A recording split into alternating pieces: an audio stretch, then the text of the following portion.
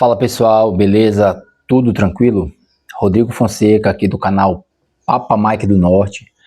Hoje eu vou tratar de um assunto que é um pouco delicado, tá? Um pouco difícil de falar em rede social aberta, aqui no YouTube sobretudo, mas com um fato que aconteceu no Mato Grosso do Sul no dia 13, no último dia 13, eu vou ter que falar aqui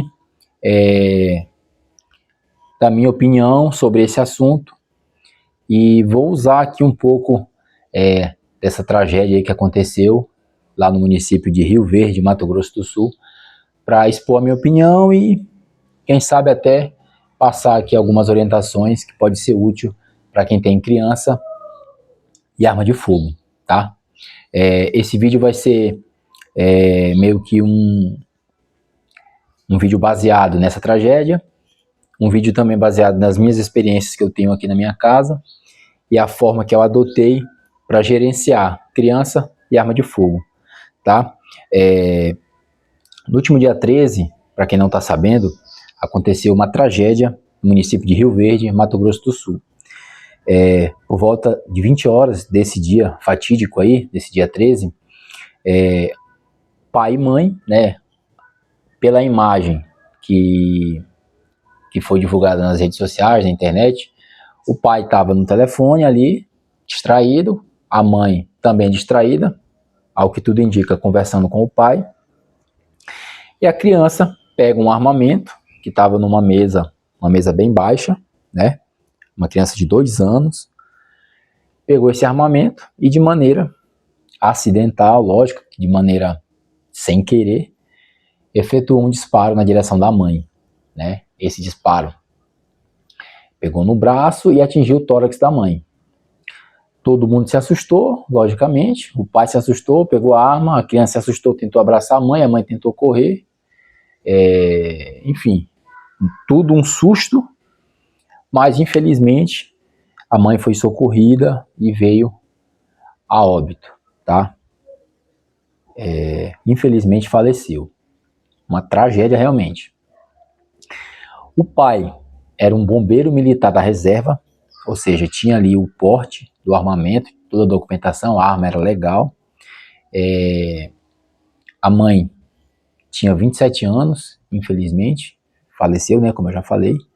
O pai vai responder por homicídio culposo, quando não há intenção de matar, vai responder em liberdade. A pistola era uma pistola de calibre 9mm, modelo Glock 45, tá? Anotei aqui para poder não esquecer. O que a gente pode usar, né, essa tragédia como exemplo? Eu pensei em postar o vídeo aqui, mas não vou postar porque podem derrubar aqui o meu vídeo. Então é só pesquisar aí na internet, tá cheio desse vídeo, vários portais aí publicaram essa matéria. Então é só pesquisar aí que vocês vão encontrar o vídeo, tá em tudo quanto é grupo de WhatsApp, tá? E a mídia tá usando isso de maneira negativa. Logicamente, a mídia tradicional vai usar isso para querer criminalizar ainda mais as armas de fogo, tá? É isso que está acontecendo. Então eu resolvi gravar esse vídeo. Vai ficar um vídeo um pouco longo, mas eu achei necessário, tá? Achei necessário gravar esse vídeo. Então, o que a gente pode tirar aí de considerações, inicialmente falando? Os pais estavam distraídos, né?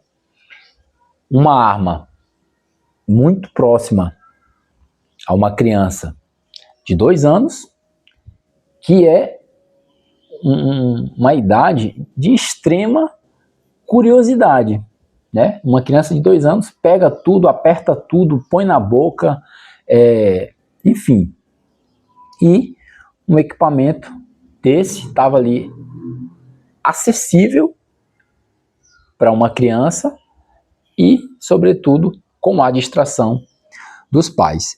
Chegaram a questionar como que uma criança de 2 anos conseguiu acionar o gatilho de uma arma, né, de uma arma de fogo. Pessoal, a Glock, ela tem um gatilho, digamos que bem doce, tá? É um gatilho que, com a força do dedo de uma criança, ela apertando, ela vai conseguir disparar, tá?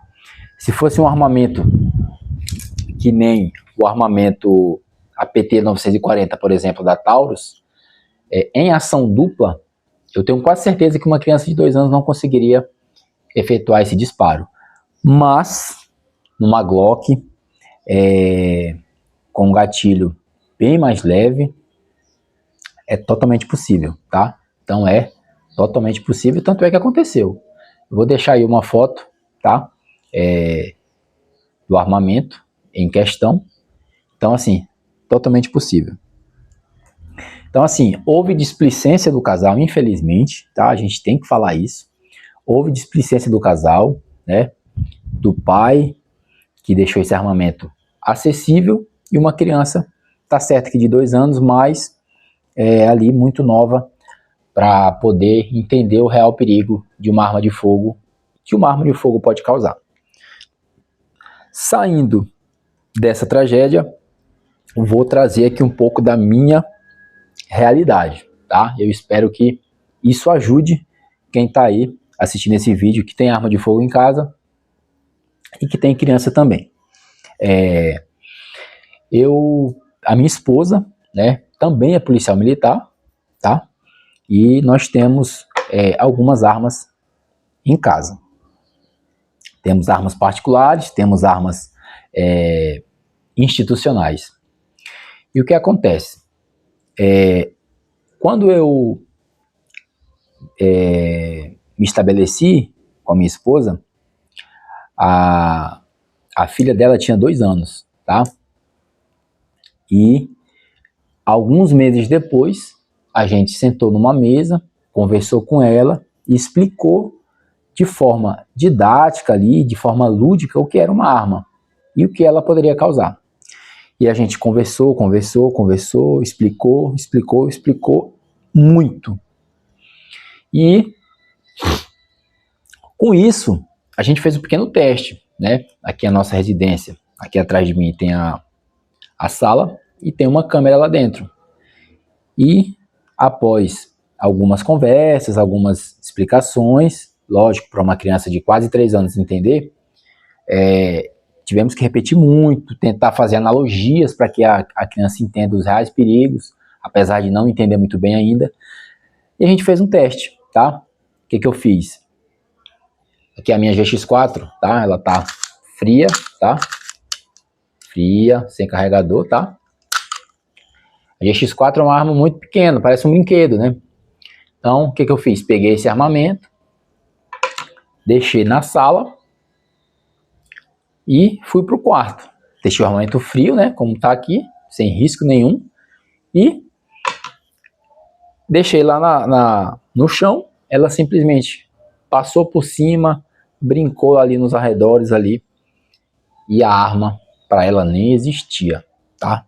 Então, a gente ficou feliz com isso. Ou seja, a gente tirou, primeiramente, a curiosidade e explicou ali os perigos, né? Então, assim, a gente ali meio que neutralizou um perigo inicial. Vai funcionar 100% do tempo? Lógico que não. Por isso que a gente, periodicamente, a gente conversa. Ela está crescendo, hoje ela está com quase 6 anos, e a gente conversa periodicamente. Inclusive ontem, depois que eu tomei conhecimento desse fato lá no Mato Grosso do Sul, a gente conversou de novo para explicar, hoje muito mais entendida, para explicar os perigos, que ela não pode mexer ainda, etc. Então, assim, a criança ela não pode ter a curiosidade, tá? Porque não adianta, se vocês que têm arma estão pensando que o filho de vocês, que a filha de vocês não sabe, ela já viu vocês escondendo, colocando em cima do guarda-roupa, colocando dentro de uma gaveta.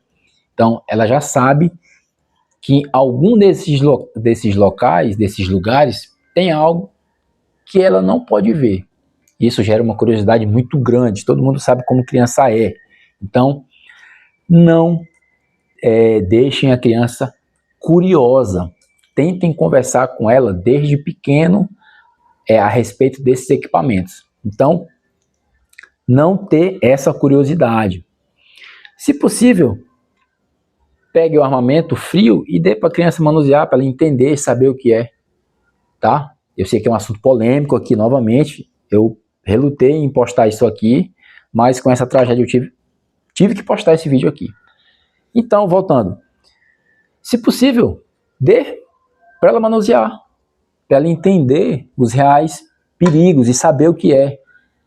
A curiosidade já vai cair bastante, tá? E explicar os reais perigos. A partir de quando a gente deve ter essa conversa? No meu ver, ali a partir de 2, 3 anos que a criança já começa a ter um entendimento das coisas. Então, tirei a curiosidade e expliquei que é perigoso, é sempre ter cautela, não deixar também tão acessível, sempre explicar perigo de mexer e não pode mexer, etc. Com o decorrer do tempo, se você for um policial, se você for um CAC, se você for uma pessoa que tem o porte de armas, se você tem arma na sua casa, não só o porte, mas como a posse também, comece explicando os fundamentos do tiro, comece explicando as regras de segurança, sobretudo as regras de segurança, para entender que ela não pode apontar, lógico, se ela tiver o manuseio, entender que ela não pode apontar esse armamento para as pessoas, entender que ela sempre que for pegar no armamento, não pegar no gatilho, sempre pegar com o dedinho aqui fora do gatilho, entender que sempre tratar uma arma como se ela tivesse carregada. Então, essas regras de segurança, esses cuidados, isso vai massificando na cabeça da criança, tá? Então, eu penso em logo em breve introduzir a nossa filha aqui no tiro recreativo de carabina de pressão. Em breve eu quero comprar uma carabina de pressão para poder já explicar algumas coisas. É importante, tá? É importante fazer isso. Por que carabina de pressão? Por que não uma pistola de pressão? Porque uma pistola de pressão, ela pode acarretar em pequenos acidentes, tá? Vai que a criança tem querer ver como é que sai aqui, ela dispara contra si mesmo, ou dispara para alguém, enfim. Se for uma carabina de pressão, devido à estrutura do armamento ser maior, ser mais longo, é mais difícil ela se machucar e também machucar outras pessoas, porque o manuseio é mais, para ela, digamos que mais complexo, tá? Então, é uma boa introduzir no tiro recreativo armas de pressão, sobretudo as carabinas, tá? Porque são um pouco maiores e traz mais segurança para o manuseio inicial, tá? Então, aqui em casa, a gente está conseguindo, porque isso é um trabalho constante, está conseguindo tirar essa curiosidade, explicando os reais motivos e perigos para que ela não possa mexer, não pode mexer, e que tudo tem seu tempo, tá? Eu queria também falar de uma situação, aqui em casa a gente tem armas bem pequenas que parecem com brinquedos, como por exemplo, aqui eu tenho a GX4, tá, da Taurus, uma arma bem pequena, né, muito pequena, e eu tenho também a Springfield, a Hellcat, ó, tá, armamento frio, tá, sem carregador. Então, a Hellcat, ó, é muito pequena, tá, muito pequenininha. Então, uma criança vê isso, parece um brinquedo. Então, muito cuidado, tem que ter conversa, tem que explicar os motivos ali pelo qual ela não pode pegar, os perigos que pode acarretar num manuseio inadequado. Então, tudo isso tem que ser explicado desde pequeno. Tirem a curiosidade dos filhos de vocês. Não escondam o armamento. sem explicar o motivo. Expliquem, conversem, tá? Outra questão que eu quero falar aqui, esse pai ou essa mãe que tem esse hábito de esconder o armamento, está exposto a um grande perigo. Qual o perigo? De você precisar do seu armamento e o seu armamento não está pronto uso. Eu já vi relatos de policiais aqui do meu batalhão dizendo que quando chega em casa, desmonta o armamento e guarda. Pessoal, se entrar um criminoso na sua casa, alguém invade a sua casa e você precisa acessar o seu armamento, como você vai ter um acesso rápido se esse armamento vai estar trancado numa gaveta, num cofre, em cima de um guarda-roupa, desmontada o armamento desmontado? Como eu vou ter um acesso rápido para eu poder reagir a uma injusta agressão com o armamento nessas condições? Pensem nisso. Armamento, ele tem que estar próximo de você, como eu já falei no vídeo da regra do metro. O armamento tem que estar próximo. O armamento tem que estar próximo. Se eu precisar reagir a alguma coisa, esse armamento está ali, próximo de mim, tá? Lógico que com todas as responsabilidades de quem tem uma arma de fogo, e sobretudo para quem tem uma criança em casa, tomar os cuidados devidos para que não aconteça uma tragédia. Então, reflitam, repensem essa postura, essa conduta de como vocês aí vão conduzir esse manuseio de armas dentro de casa com as suas crianças. Lógico que há exceções. Quais delas? Por exemplo, vou receber pessoas em casa, pessoas que têm filhos, que não têm o mesmo adestramento que os nossos filhos. Aí é outra história. Esses armamentos já vão estar em cintura ou guardados num local em que só você vai ter o acesso, pelo menos de forma rápida ali. Então já muda a estrutura. Vou receber parentes, vou receber amigos que têm filhos, ou pessoas até mesmo que você não conheça na sua casa. Eventualmente você pode receber alguém que é amigo de um amigo, que é amigo de um familiar, que você não conhece. Então você não sabe se vai vir com filho, qual a índole dessa pessoa. Infelizmente a gente está sujeito a esse tipo de situação.